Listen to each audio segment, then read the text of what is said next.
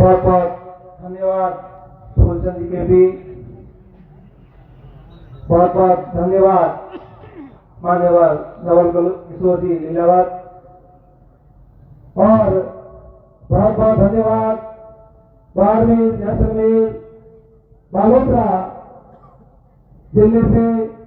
पधारे हुए तमाम सौरभ समाज के जनप्रतिनिधि पंच पटेल युवा साथी, मैं इस मंच के माध्यम से आप तमाम साथियों का हार्दिक स्वागत अभिनंदन करता हूं। मित्रों, पिछले 3 वर्षों से, पिछले 3 महीने से माननीय ताराराम जी मैना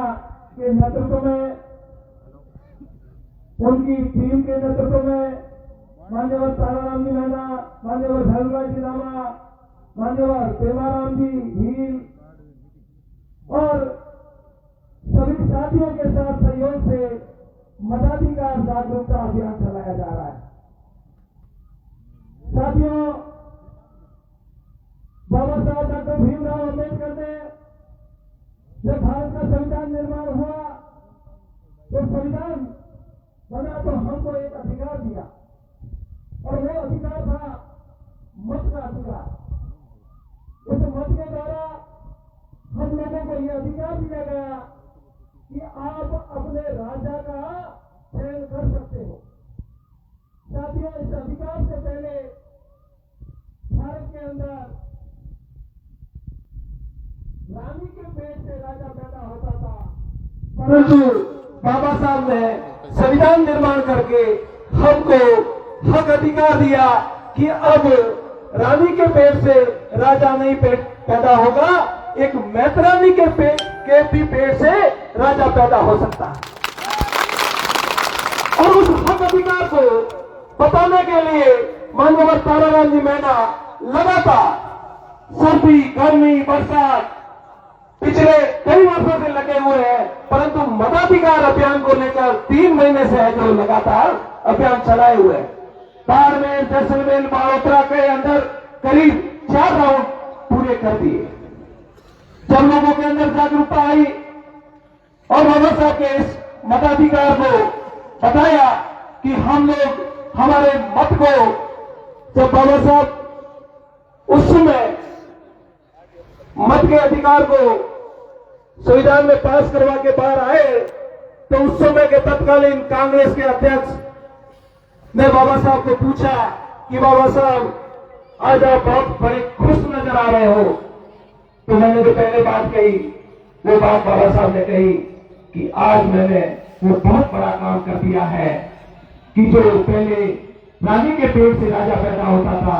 और मैंने उस पर ऑपरेशन कर दिया है और अब है जो एक मैतरानी के पेट से भी राजा पैदा हो सकता है। उस बात को समझाने के लिए गांव-गांव, ढाणी-ढाणी घूमे तो उस समय उस तत्कालीन अध्यक्ष ने कहा कि बाबा साहब, आपने ये अधिकार तो संविधान में दे दिया है, परंतु आपके समाज के लोग गरीब हैं, अनपढ़ हैं और वो भले वाले हैं, उनके इस अधिकार को हम है जो खरीद लेंगे, पहला घोषणा कर ले लेंगे। बाबा साहब ने कहा कि कोई बात नहीं,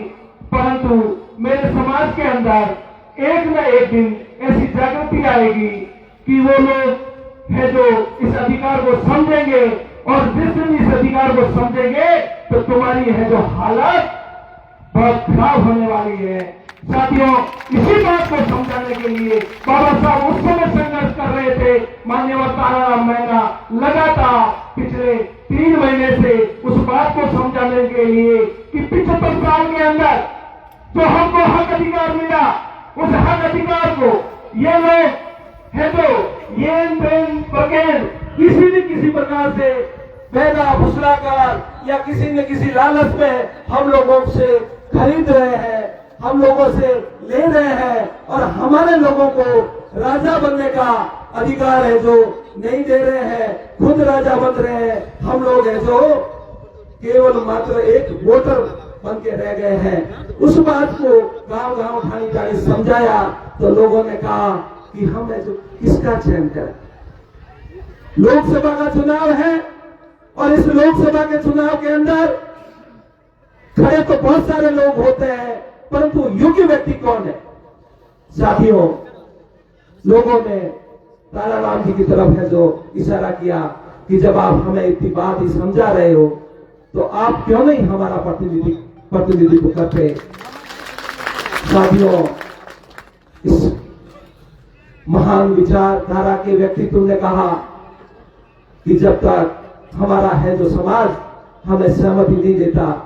मैं पार्टियों में विश्वास नहीं करता। अगर पार्टियां टिकट लेकर आती है तो वो है जो पार्टियों की तरफ देखते हैं, परंतु अगर हम लोग किसी भी व्यक्ति को चुनते हैं तो हमारा पहला दायित्व है कि हम लोग उस व्यक्ति को चुने जो इस क्षेत्र से पिछले कई वर्षों से उसका है जो उस समाज का प्रतिनिधि नहीं रहा है। ये तो एक तरह से ऐसा हो गया कि जो राजतंत्र में होता था वही जाति, वही राज परिवार लगातार से शासन कर रहा है, तो जो छोटी छोटी जातियां हैं उनको कब मौका मिलेगा? तो उन्होंने कहा कि उनको है जो अवसर मिलना चाहिए। साथियों, ऐसी बहुत सी बातें हैं जो हम लोग इस मंच के माध्यम से आपके सामने है जो रखना चाहते हैं कि साथियों, ये जो अवसर है जो हम लोग आज मताधिकार को लेकर है जो सर्व समाज की बैठक आयोजित कर रहे हैं। 23 तारीख को एक जाति विशेष भील समाज की बैठक आयोजित की गई और उस बैठक के अंदर यह निर्णय लिया गया कि हम लोग जो एसटी समाज से, भील समाज से है, वो सभी लोग हैं जो सर्वसम्मति से ये है जो निर्णय लेते हैं कि हमारी ओर से माननीय ताराराम मीणा लोकसभा क्षेत्र बाड़मेर, जैसलमेर और बालोतरा के लिए लोकसभा के उम्मीदवार होंगे। ये 23 तारीख को भील समाज के पंच पटेलों द्वारा निर्णय लिया गया, परंतु केवल मात्र एक जाति के वोट से है जो हम लोग जीत नहीं सकते। इसी उद्देश्य को लेकर भील समाज द्वारा है जो आज का ये जो मीटिंग सौर समाज की जो आयोजित करवाने की है जो जिम्मेदारी भील समाज द्वारा आयोजित की गई कि हम लोग सभी समाजों के लोगों को आज यहाँ आमंत्रित करेंगे और आमंत्रित करके एक निर्णय लेंगे कि हम लोग है जो सर्वसम्मति से समाज की ओर से, जनता की ओर से जनता का उम्मीदवार तय करेंगे। आज हम लोग जनता का उम्मीदवार तय करने के लिए यहाँ इकट्ठे हुए हैं। साथियों, मैं समझता हूं कि जनता के उम्मीदवार के लिए माननीय ताराराम जी मीणा से ज्यादा कोई बेहतर व्यक्ति हो नहीं सकता। निर्णय आप सभी को करना है, मैं मेरे विचार व्यक्त कर रहा हूं। साथियों, ताराराम मीणा वो व्यक्ति है जो समाज हित के अंदर दिन रात लगातार है जो संघर्ष कर रहा है। साथियों, हम लोग नौकरी के लिए या किसी व्यवसाय के लिए संघर्ष करते हैं, रात दिन मेहनत करते हैं, परंतु ताराराम मीणा वो व्यक्ति है कि जब सामाजिक कार्य के लिए अड़चन आई अपनी नौकरी, तो 13 वर्ष के अंदर इस व्यक्ति ने अपनी नौकरी छोड़ दी। अगर थोड़ा टाइम और नौकरी करते तो पेंशन मिलती, परंतु उन्होंने कहा कि मेरे इस सामाजिक कार्य के अंदर, मेरे सामाजिक जागृति के कार्य में अगर सरकार बाधा बनती है और ये नौकरी बाधा बनती है तो मैं इस नौकरी को ठोकर मारता। साथियों, ऐसे बहुत से वाक्य है जो समाज हित के अंदर इन्होंने है जो बलिदान दिया। एक प्रकरण रहा है सीढ़िया प्रकरण, जिसके अंदर ऐसी स्थिति आई 56 लोगों के ऊपर मुकदमा हुआ और माननीय ताराराम जी मीणा का इसमें कोई कसूर नहीं था और कहा कि आप है जो 1-2 गवाह पेश करो और गवाह पेश करने के बाद में हम आपका नाम निकाल सकते हैं। परंतु ताराराम मीणा ने कहा कि मेरे समाज का अगर एक बच्चे का भी नाम रहेगा तो है जो मेरा नाम रहेगा। हम लोग समाज के लिए संघर्ष करने वाले लोग हैं और समाज के संघर्ष के लिए अगर हम लोग हमारे दावते से हमारे नाम निकलवाते हैं तो समाज के जो जिनका कोई कसूर नहीं है उनका नाम रह जाता है, वो है जो पेशियों पर घूमते हैं, तो फिर ये जो मतलब क्या रहेगा। मान्यवर ताराराम मीणा ने इस बात को स्वीकार नहीं किया और आज भी है जो वो उन गरीब मजदूर जिनको है जो पता ही नहीं है कि वो मुकदमा क्या है, उनके साथ में है जो संघर्ष कर रहे हैं।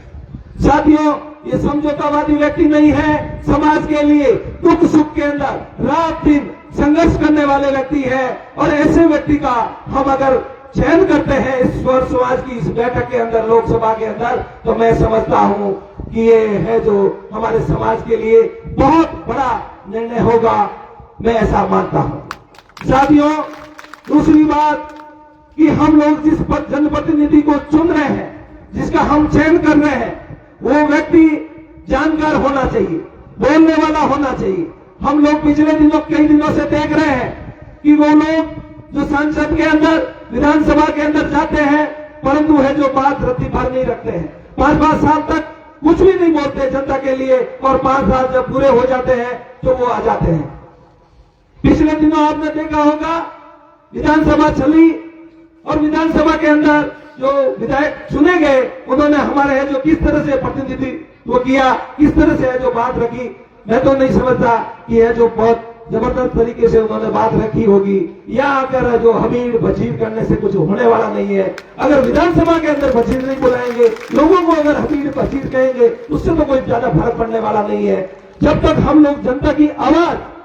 जहां पर हमको लोगों को उठाने के लिए भेजा है वहां तक नहीं कहेंगे तो कोई मतलब होने वाला नहीं है। माननीय ताराराम जी मीणा वो व्यक्ति है, आप सभी ने चुना है, आप लोग उनकी बात को सुनते हैं। पिछले दिनों अशोक शेरा जो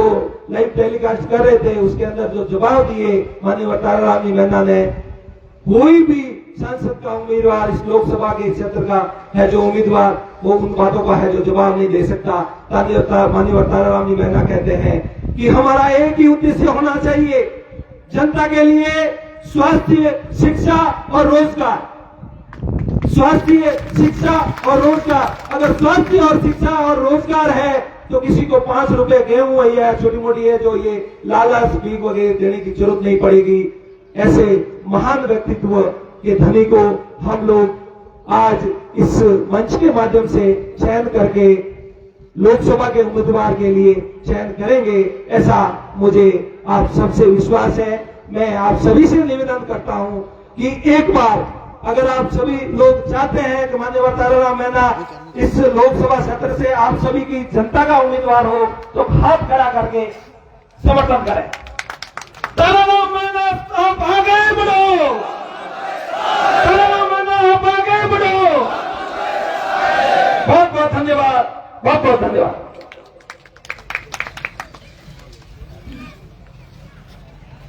बहुत बहुत धन्यवाद डॉक्टर साहब। डॉक्टर साहब ने पूरी कार्यक्रम को आज आयोजित हो रहा है, जनसभा आयोजित हो रही है, उसकी पूरी पृष्ठभूमि रखी। बंधुओं, चुनावी रणभूमि बच चुकी है और पूरे देश भर में चुनाव हुए हैं और हर बार हम लोग कैंडिडेटों को हमारे ऊपर थोपा जाता है और हम लोगों को मजबूरन उनको वोट देना पड़ता है। लेकिन इस बार हमारे लोगों ने तय किया है हमारा होगा, हम जो कहेंगे वो हमारा कैंडिडेट होगा। तो सर्वप्रथम अभी जो वकील साहब बता रहे थे कि भील समाज की